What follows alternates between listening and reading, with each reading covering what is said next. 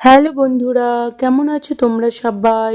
আমাদের কুচবিহার রাসমেলা শুরু হয়ে গেছে। তোমরা তো সবাই জানো 20 দিন এই মেলা থাকে, মানে আরও 4-5 দিন বাড়িয়ে নেয়। কিন্তু এবার শুনেছি 15 দিনই থাকবে। 15 দিনেই মেলা শেষ হয়ে যাবে, মানে সামনের রবিবার এই মেলা শেষ হবে হয়তোবা। মেলা উপলক্ষে মদনমোহন বাড়ি খুব সুন্দরভাবে সেজে ওঠে। প্রচুর সিকিউরিটি থাকে এই মেলাতে।